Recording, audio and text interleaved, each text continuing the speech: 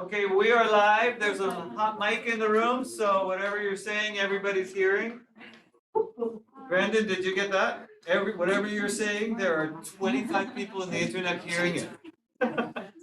These mics are so sensitive. So there we go. We are recording. The mic and video are on, and Sarah is kind enough to check to make sure which is just the right thing to do. I was walking over to say to Sarah, please write to Mrs. Thorpe and ask her if it's okay for us to share the comments. And just as I got there, she had written and already gotten the answer. There are some folks of my generation will understand when someone describes Radar O'Reilly. That's a good test of who grew up with the same cultural references as me. And then other people are just sitting there going, what's that? Sorry. So you can look it up, Radar O'Reilly. It's a compliment, I promise you. There's a lot, both, you know, Kat, it was you and me. Yeah. So that's right, because Sabrina went to high school in Japan, so she made. Right, that's the problem I have. I'm really terrible at Trivial Pursuit because I don't have the cultural. So with that, and before we begin, I actually want to acknowledge our VIP, and the camera's not going to turn there, but Justice Sabrina McKenna is joining us today, and I want to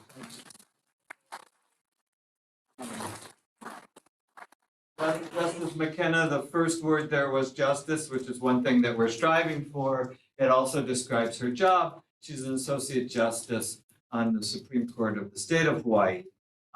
She grew up in Japan, came to Hawaii first for university study, and then is a graduate of this law school. The first of our graduates, am I right, to be on the Supreme Court of the state of Hawaii?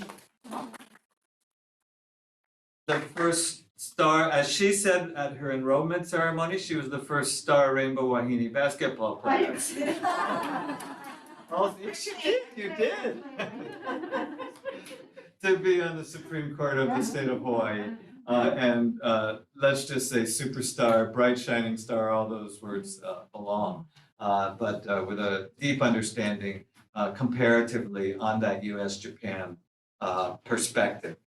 So I don't want to take too much time because we've got such an exciting next panel ahead. And so Professor David Johnson of the Department of Sociology is now in charge. And I will step back, and we are seeing some more questions and comments coming in. We will do our best with them. And again, I'm promising anything that doesn't get shared in the room live will be shared with our speakers and discussants afterwards. So thanks to everybody who's still here with us. And David, you're on. Thanks, Mark. Yeah. So thanks for this opportunity. I want to say a few thanks and a couple other things before we dive in. So big thanks to Mark and Makoto and the team behind them who put in so much time and energy and money and sweat equity making this happen. Really appreciate it. Yeah, you've done good. I also want to say, if I may, something to Roy and to Kaoru. So for some reason, I feel myself getting emotional, and I'm sorry about that, but I think it's a good sign. Roy, you rock. You really rock.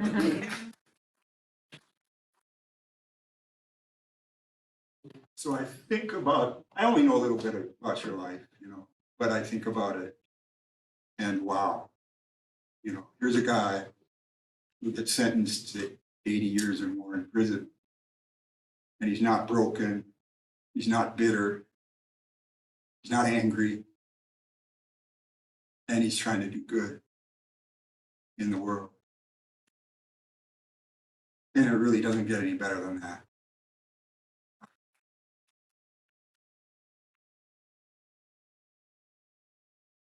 And Kaori, for those of you who don't know Kaori, you got to take the trouble to get to know her. She's amazing.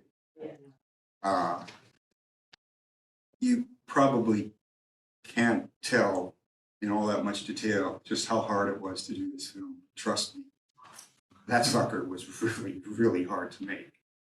It took her 10 years, and for many reasons, not least because Japan is a really, really difficult place to do meaningful empirical research. in the criminal justice institutions.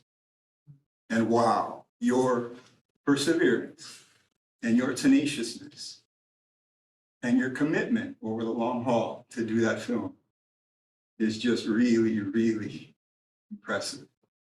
Yeah.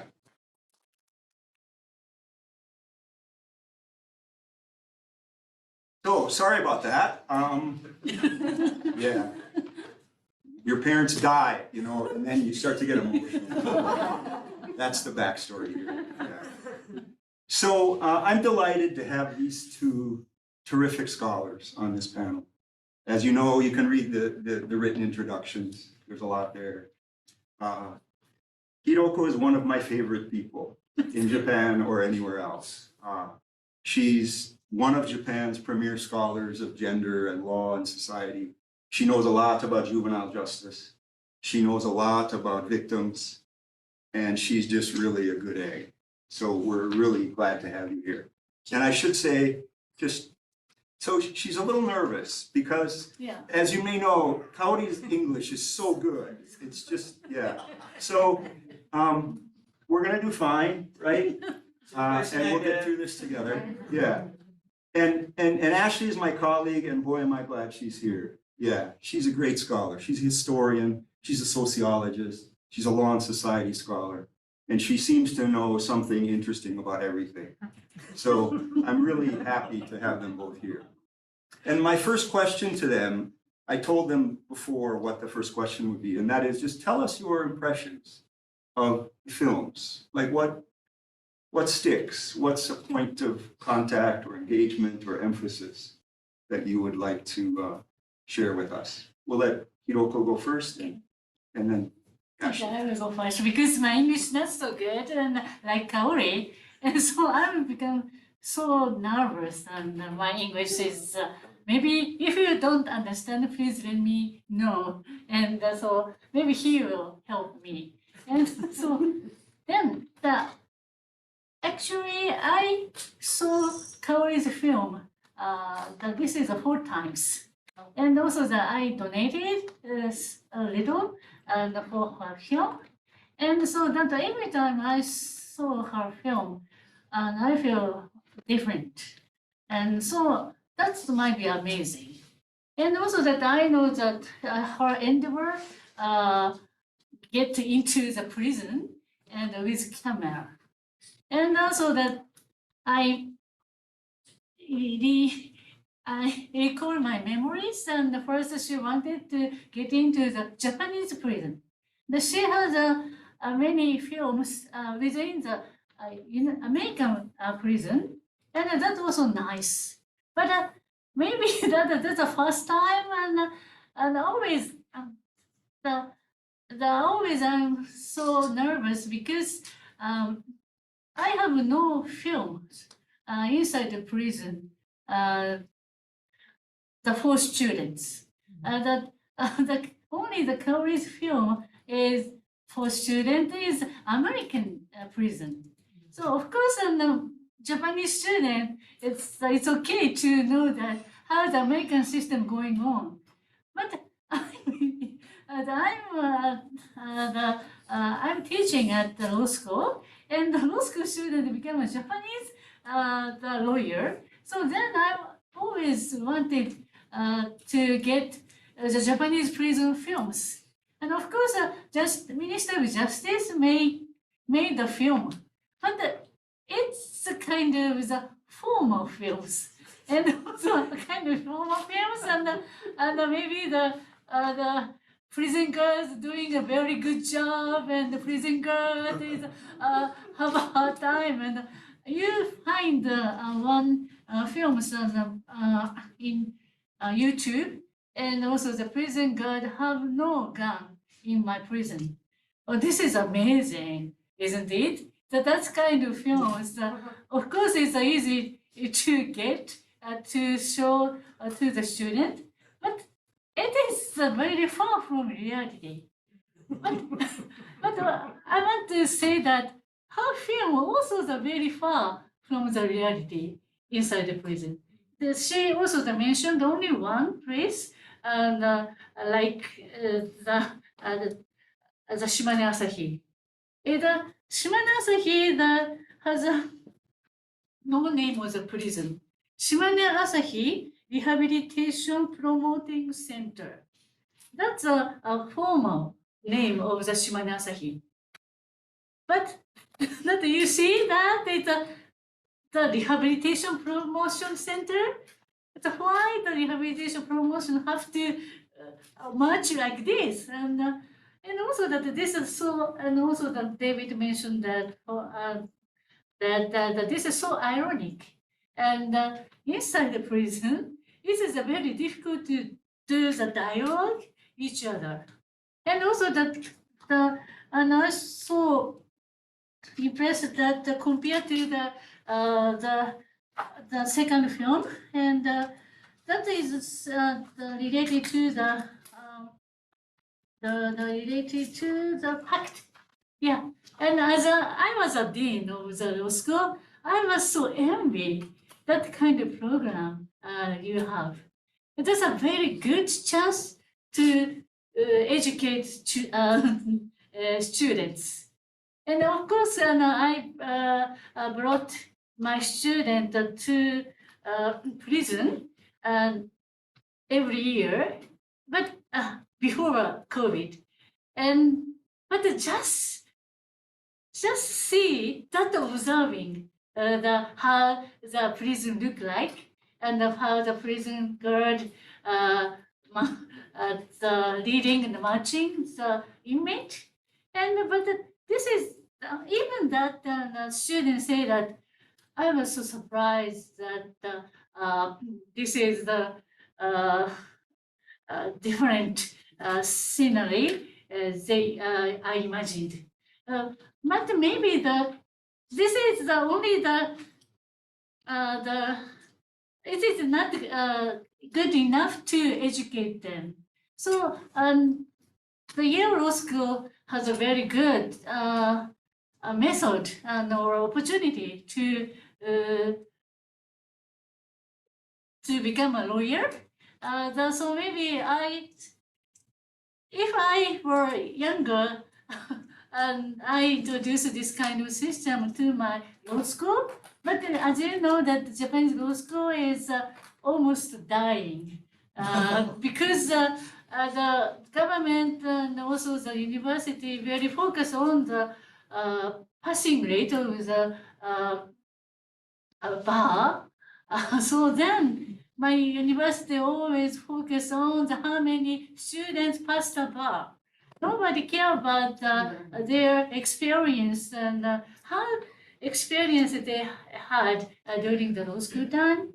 Yeah, but I always focus on that their experience, and this is a good quality to become a lawyer. And if every law school student has an experience with like a pact. And this is my the impression, and also that the Japanese prison system only focus on the secondary education, and of course we have one school inside the prison, and to educate the people who have no chance to have no chance to go to the school before the 15. And this is only the fundamental education. But nobody care about the college education or PhD education. So, and only the child juvenile child training center focus on the high school diploma. But even now, we don't get the high school diploma in the juvenile training center, except only one or two. So now the government moved to focus on that, how to get high school diploma inside the inside juvenile training center. So education is so important. So that's why the boss and as a dean and legal education is so nice, so important. Also that very as the education in the prison or juvenile training center is also important. Thank you. Hiroko, can I follow up with one very short question? Just short. Overall, how therapeutic are Japanese prisons? It's a very difficult question. So, of course, and after the 2006, we have a big the system changed in prison, and also that the prison and I bring some the goods and this is made in prison, and because the Japanese prison, the almost all inmates have to work, and so then some prison has a very good work, and but and I'm sorry I forgot the other stuffs, and because I have this kind of stuff in my hotel, and to present the people presenters, but and also that the maybe the some the artwork is might be the therapeutic, even not no dialogue. It's dialogue is if the dialogue is essential for the therapeutic, and there's no chance to dialogue inside the prison. But maybe that we have many rehabilitation group and workshop inside the prison. Every prison has a every prison has a kind of the rehabilitation program, and but this is only the circle. There's a many circle inside the prison. Some circle is very good, but the some circle is like a not the dialogue. It's kind of the presentation. So and circle means as the Kaori showed that maybe the dialogue is very important. And dialogue that to other person, dialogue inside themselves. So in that sense, is a non-therapeutic and inside prison. Thank you. Thank you. Very interesting. Ashley, so your general impressions, observations, points of engagement with the two videos. Yeah. Thank you. So for the first movie, The Prison Circle, I was kind of watching this through different lenses. One as a historian of prisons, one as a punishment society scholar who's kind of interested in comparative penal systems, but at the same time doesn't know. I'm just going to say I don't know anything about Japanese prisons. I'm by no means an expert on Japan and Japanese criminal justice. So kind of watching this to see what I could learn about Japanese prisons, but without falling into the trap of essentialism or stereotypism or anything like that. Of just there's a tendency sometimes in comparative work to attribute things to cultural differences and kind of trying to be attuned to what's actually Japanese culture and what's not Japanese culture. And I don't know enough about Japanese culture so that's kind of in the background of my thoughts. So I think the biggest kind of most visceral reaction was familiarity, which given that this is, Japanese prisons, for me, a lot of it was actually deeply familiar to 19th century prisons that I studied. So a lot of what I saw there was very much the Auburn system. So the Auburn system of prisons is basically the second generation of prisons in the United States, but it became dominant for the entire country and was copied to varying degrees elsewhere. In a lot of American prisons, systems and models were exported to other countries. And so we're kind of like, the grandfather country basically of prisons as we know them today. So a lot of the things that we innovated in the 19th century went elsewhere. So for me, those were, the militaristic model of the prison, like not so much the therapeutic unit, but the rest of the regime that we saw. So the marching, the silent system, the system of having to raise hands. So and the Auburn system that continued into the early 20th century you go into the dining hall and you're not allowed to speak to people. But if you want another piece of bread, you raise your hand. If you, a particular hand, if you aren't going to eat your piece of bread, you raise your other hand and somebody's going to take it and give it to somebody else. If you want more vegetables, you make this symbol, like different things like that, because it's a non-speaking system. And so seeing that system of silence, especially because I've often been told that Japanese prisons were kind of initially modeled on the Pennsylvania system, which was the big competitor against the Auburn system in the 19th century.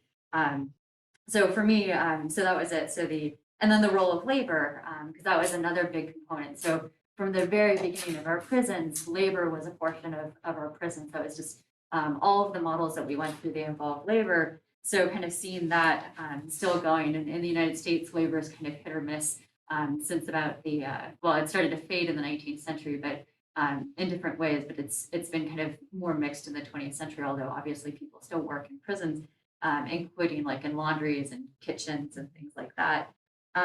The other thing that was kind of striking was that this is a prison designated for first-time offenders, and it's a rehabilitative prison. And that's also something that came out in the second half of the 19th century. We started adult reformatories, which were specifically for first-time, typically young adult offenders. We didn't have the concept of juveniles yet, but this idea of first-time, usually young offenders who we thought could be rehabilitated, because by this point we thought that a lot of hardened criminals couldn't be rehabilitated, so we're moving away from rehabilitation. So for that was really striking to me, of just seeing those various similarities. For the prison, oh, sorry, and one other thing that just struck me was taking their shoes off to go into the rooms. Because like in Hawaii, you take off your shoes before you go in your house, but you don't take off your shoes as far as I've only been here for a little over 3 years, but I don't take my shoes off to go into other spaces. So seeing them take off their shoes in prisons, and in my experience, American prisons are disgusting and dirty, and I would never take off my shoes in an American prison, like you're gonna get hepatitis or something. So taking off their shoes, and that to me, I think is accurately is Japanese culture, but just seeing it in a prison context was really striking for me. For the documentary about the pact, that was also just a lot of things going on. So I'm a big fan of prison education. And I when I was in early grad school, I volunteered in a prison education program. So we went to the local prison. I'm not going to say which one it is, just because we're not supposed to talk about it publicly. And we would work with the men there and do either GED training or college courses, and help. And that was really interesting. So kind of seeing, like there are a number of these programs around the country. And it's funny because like each one is different. Like there are a lot of similarities, but each one has these differences. And as was the point, I forget how he said it earlier, but it's decentralized. Like it's not, there's like a model and it's a corporation. It goes through all these different prisons. Each one is, as far as I know, I think every single one of them is ground up. Like very few of them are top down. A lot of times they're not coming from, they're not state funded. As we saw with PACT, it's not funded by the state, as were mentioned earlier. It's volunteer led. And so for so many of these programs, the fact that they're ground up, they're volunteer based, or whether that's people on the outside or people on the inside, of just people giving their time and their energy to organize these things, I think is a really damning condemnation of our prisons, that we rely on people who are oftentimes have the least amount to give to do these things. I think is really striking. But just the other one is, these programs, like we know what works, we know what helps people, but we don't do this systematically. It's these one-off programs that you might have. There's in a lot of states, there's like the one prison where you really hope you get to do time in that prison if you're going to do time, because that's a special prison. Because that one, like you get one program, then you get a couple of other programs, and it just kind of changes the environment. But you hopefully get to have access to that program or to that set of programs. So there's one prison I'm familiar with where they have like 300 programs, all of which are run by the people incarcerated there. Sometimes with the help of outside volunteers, but not often. And none of these are state initiated, state led. A lot of times they're done, I don't want to say with the opposition of the state, but often they had to fight for that.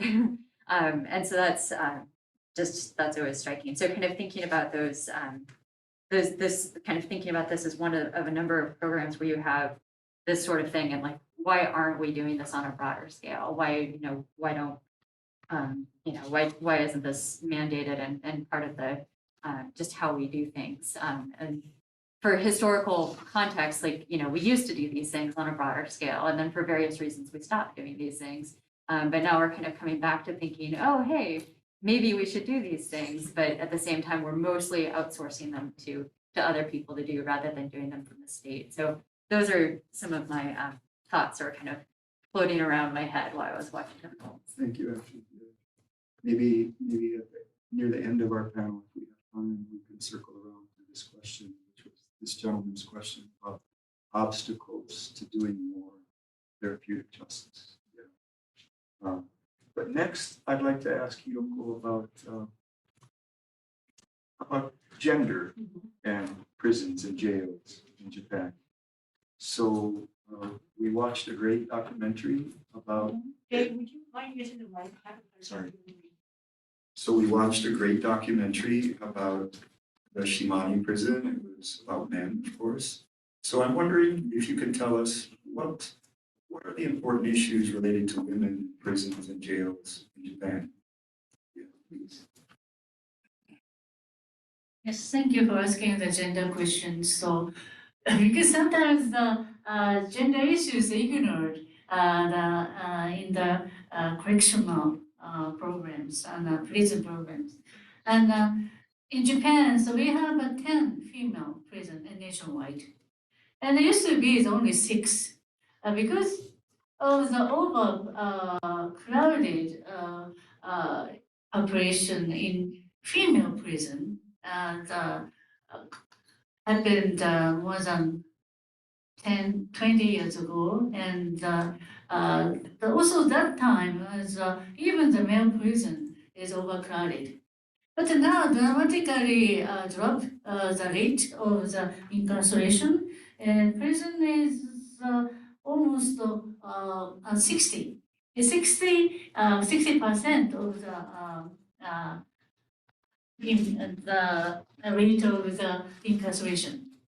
But compared to the 60, the female prison, we make more prison and former prison for female. Even that, we have a 70 incarceration rate. So this is a very unique and for female. Maybe your image of the Japanese women is like more polite and more kind, or having a warm heart. Of course, we have a warm heart, but maybe but the image of Japanese is following the men, also the maybe 3 steps back of the men is a kind of the image of the women. But prison population is growing up, and also the prison, female prison has been built so many. In South Korea, the only one female prison. I don't know why these kinds happen. Very two similar countries, and also the population is a little bit different. But all the Asian, South Asian countries, and also that we occupied South Korea used to be, and also the criminal code almost the same. And I'm not sure that the criminal procedure, as I heard, the South Korean criminal procedure code might be better than Japanese one. So, and but why we need the 10 female prison in Japan? Yes, one big reason is mostly the prison population is theft or amphetamine drug use. And these women, and especially the drug-related crime women, is all the survivors of the sexual assault or domestic violence, or bullying, or child abuse, and especially sexual child abuse. But they have to go to the jail because of methamphetamine use or the marijuana use. Marijuana, not the use, not the position of the marijuana. And so I don't know that why this has happened. Also, that recently the prison population of the female women as a age of the over 65, especially women, and also theft and the over 65 women go to the prison. So almost all the theft and 65 years old inmate have no experience of the theft. This is the first time and theft and also the first time to go to the jail. And this is so weird because why these women have to go to the jail, the prison? That they need some help. I mean, the social services or something like that. And so this is a kind of sign of the lack of social welfare in Japan, and especially the poverty rate is very high among the aging female aging population. So I'm thinking that these are directly related to the prison population, and so then it's very difficult to reduce the reduce the rate of the prison population in female prison, and because so related to the social status of the female in Japan. The Japan is so many chauvinistic country, and so then this is very difficult to change the people's mind, and so maybe the women, and we have a very good constitution, and the women and the men and have equal right under constitution, and even that is introduced in 1946, and but now is still have a social classes between the men and women. This situation is very related to the female prison.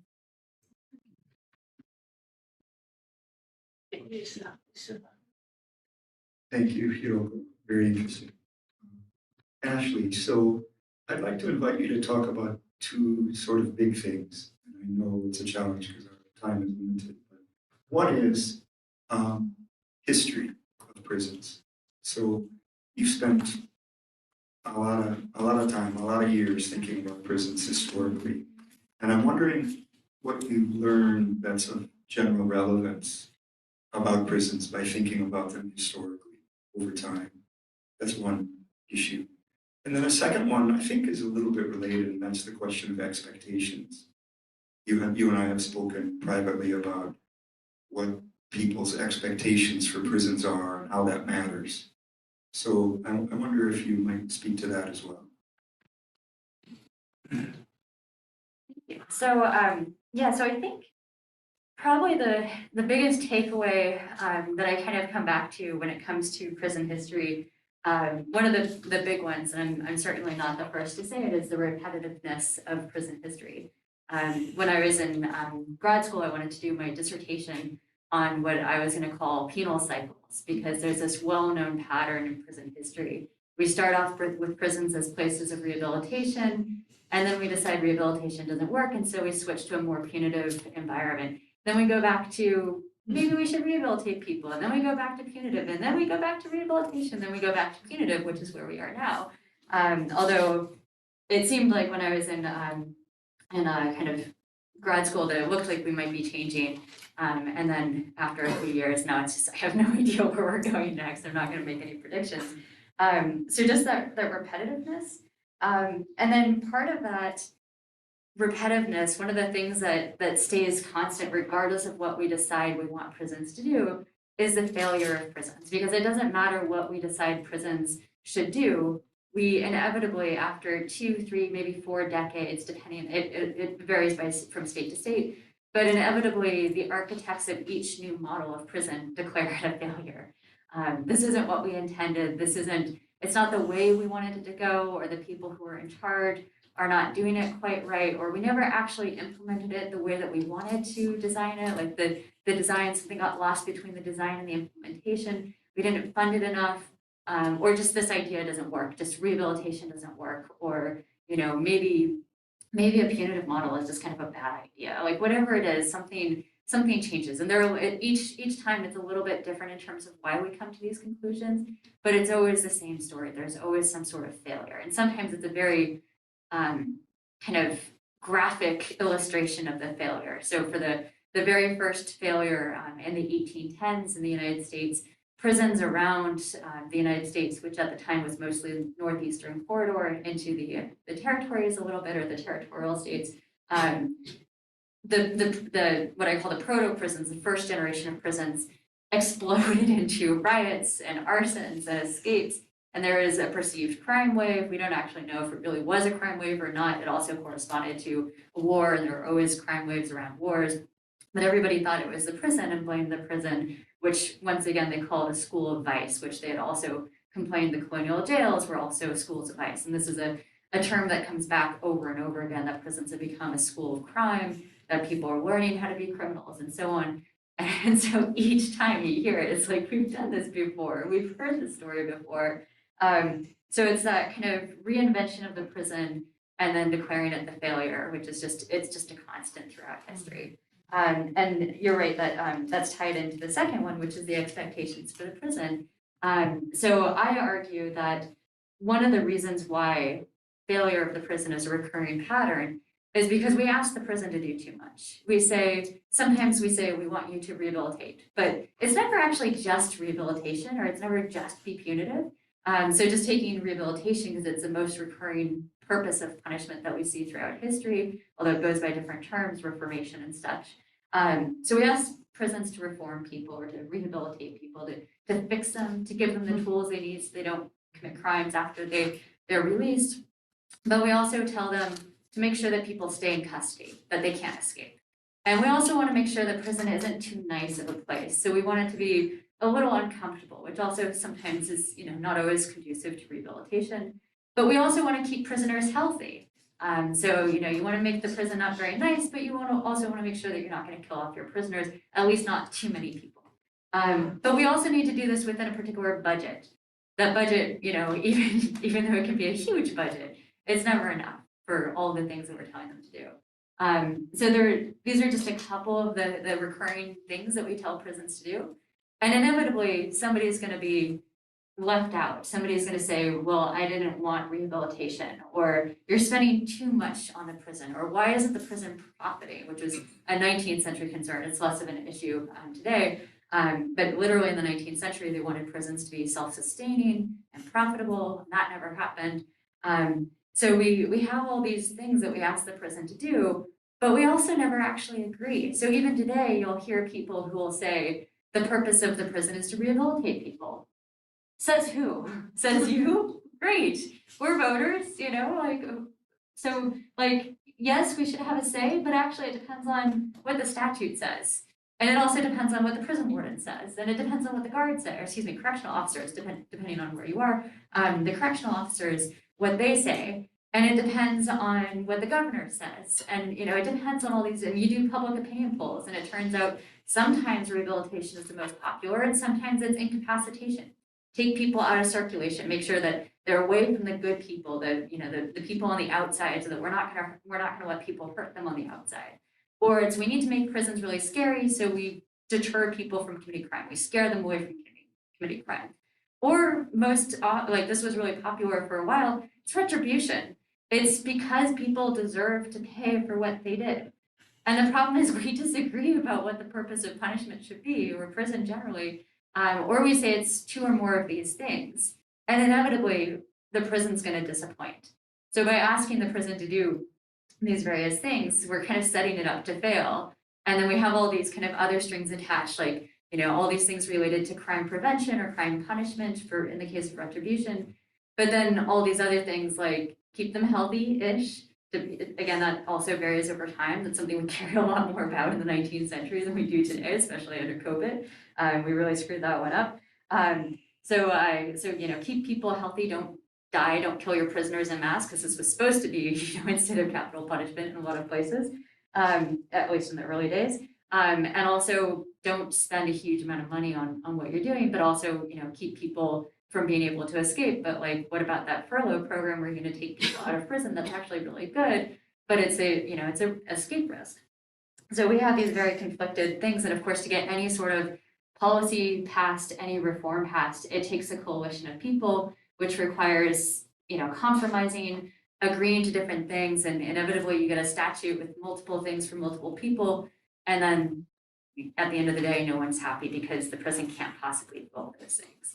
So that's my my answer. Can I follow up, actually? Just, and I better take But, it. Thank you, sorry. can I add something? Sure, please, go ahead. Yeah. No. No, you go ahead. Because I have a follow-up. Go ahead.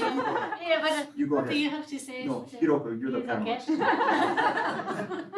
I'm just. Yeah, I forgot that about the TC and the therapeutic community, and we have a female therapeutic community inside the prison. It's located in the Sapporo, the northern part of Japan, and also that they started 2 years ago, and also that there's no matching inside the female prison, and also the more. Why not? I'm not sure this is the kind of the. Because there's no female in army. No, okay. Used to be, yeah. Now we have the female, the defense force army, but used to be there's no the female inside the army, so that's why maybe my guessing, yeah. But maybe, but I want to say that the two years ago it's open as a TC. It's the almost same, not like a circle. As a circle is only the 12 people and the 4 female TC. It's a very small number. And it's also that they are doing the circle. And also that maybe the, not the same, but very focus on the female way of living. Maybe the marriage or relationship and these kind of things are very focused on the TC. And of course, that's maybe some experience might be treated, but I want to mention I want to say that it's very focused on the after release, and also even the many people go back to the society. I'm not sure how long they have to stay at the prison. And this TC is very focused on the how to make the TC a dialogue situation not only inside the prison but also outside the prison. So the mentors mentors who are doing the workshop in the female TC, they have keep in touch with the prisoners even after they go out the prison. Yeah, this is a very good scheme, but it doesn't work. It's okay, but maybe the some big obstacle are there, but maybe something is good for the prisoners, but maybe this might be only the 5 years pilot program, and I'm not sure after 5 years what's going on. So maybe this is the process of the doing. So maybe the very good outcome is a very problematic. How the measure to evaluate, how the measure is good for evaluation. Yeah. So maybe the Japanese government very concerned about the re-entry rate only. Yeah, but maybe that, yeah, of course we have to care about that, but maybe the other thing we have to think about how they have get the confident or self-esteem inside the prison must be better, I think. Thank you. So I hear you saying, among other things, women are not just short men. Women have distinctive needs, and a good prison system would take that fact serious. Yeah. Thank you. So I have one eye on the clock. I think we have about 10 minutes left, Mark, for this panel. Yeah. So I'd like to open the floor more generally. Mark and Kat, maybe in that order, and then if there are others, please, as time permits. I'm actually asking a question as an audience member, it goes to highlighting a difference that I thought I saw in the two systems rather than a similarity. Because I was somewhat surprised seeing that the Shimane prison is a public-private partnership. So we've had a lot of discussion, you guys know 100 times or 10,000 times more than I do, about these issues of prison privatization, particularly with Hawaii. And my impression is that we see more problems in this establishment of a prison industrial complex than good. That may be debatable, but that's how I've seen it. Conversely, the Shimane prison and its public-private partnership seems to be a bright light in what they're doing. The prison looked quite attractive, and I'm wondering, how are you seeing that, right? This idea that in the one instance there is a private interest being put into the equation, and whether or not there's something that one can learn from the other. Maybe. Go ahead. And yeah, we have only a full private initiative. I mean, not the private, is a financial initiative. What is it? Private finance initiative. Private finance initiatives. And we have only 4 prisons, and also 2 prisons is 10 years contract was over. And only the Shimane-Asahi and Mine in the Yamaguchi prefecture are still kind of the private initiative prison. But this means that the finance initiative is maybe also the very good example of the Shimane-Asahi and the rehabilitation program. Almost all prisons educational program is funded by the private sector. And also it's very famous for the duck. Duck is a kind of the how should I say, the duck is might be the how should I say? Drug rehabilitation center. Yeah, this means that the kind of the peer support group and for drug addicts, and also that almost every prison invites them to have some group and running some group, and maybe the privatization. I'm not sure the definition of privatization in United States and Japan is so different. So maybe some sort of the privatization in Japan is going on because of the maybe the private sector have no more knowledge to prevent re-entry to the prison. So, in my sense, is that this kind of the knowledge is this kind of the skills or a scheme is introduced, promoted by the Shimane Asahi or Mine. And this is, I think, this kind of experience more than 10 years. Yeah. Do you want to say something?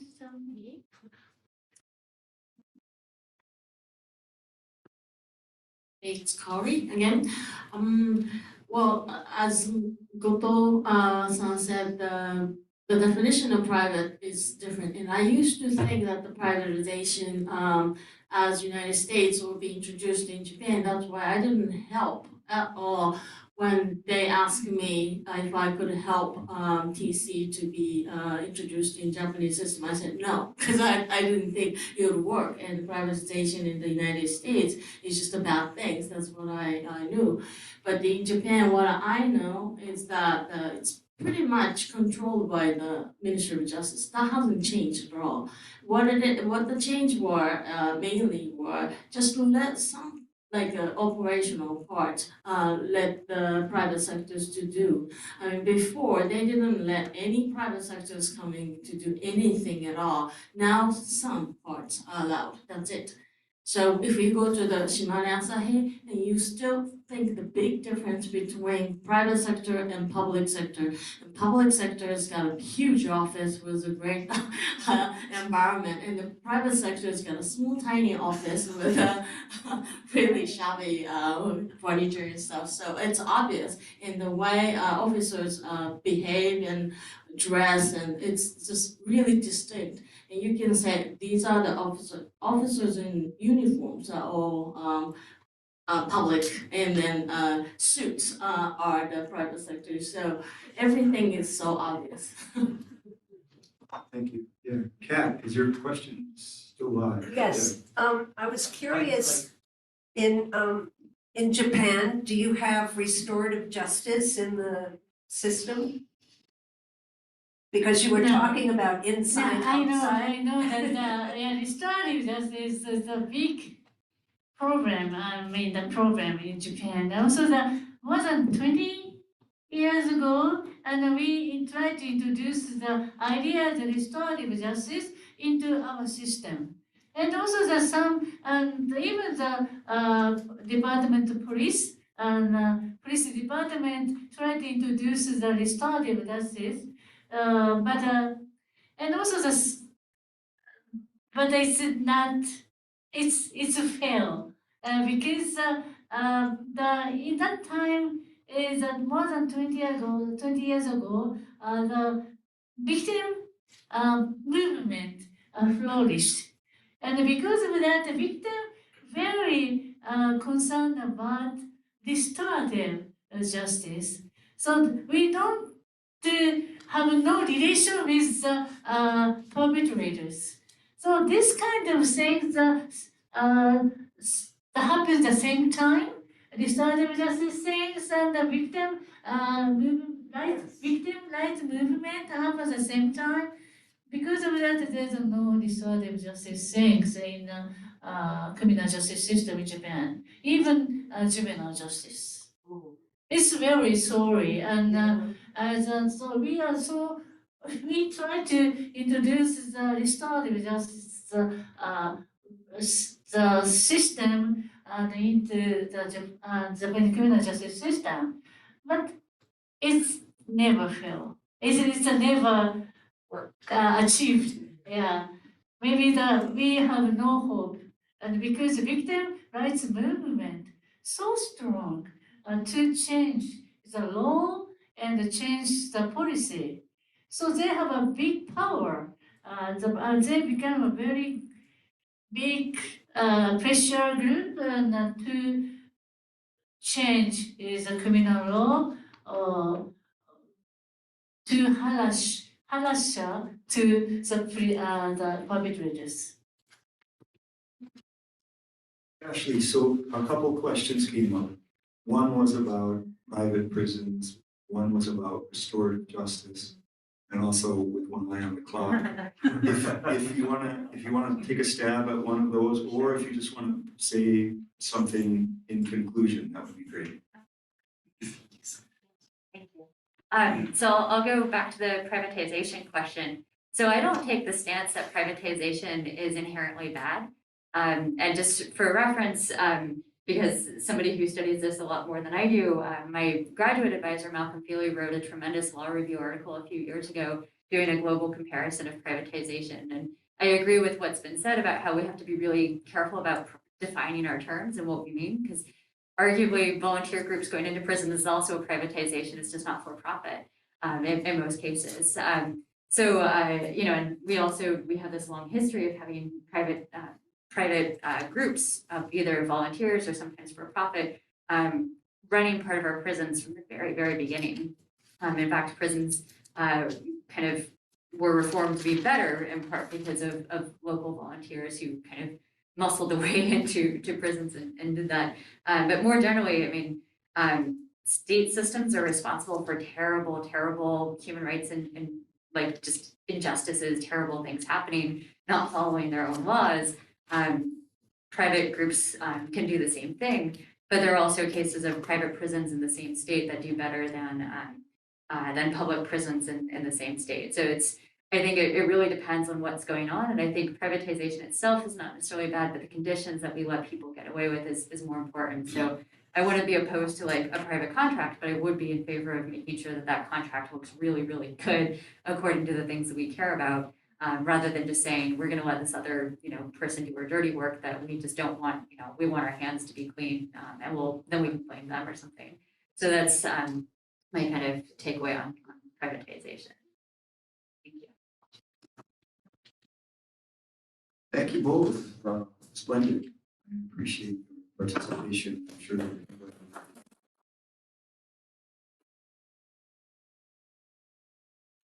I want to thank David and our panelists. This was great. I will note from the internet world, thanks to Carol Lawton, who put in a couple pieces sharing much the same of what we heard about these private public questions as to Japan. And then a shout out to Malcolm, because we all know Malcolm and appreciate him.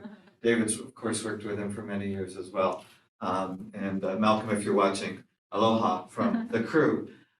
So we're gonna do another 10-minute break. I think there's still some food to be had outside, is that right? And drink, so those of you who are here, please do. Those of you who are online, and it's amazing, you're still online. So I guess we're doing okay. Please stick around because there is still another panel coming to try and sort of bring this home.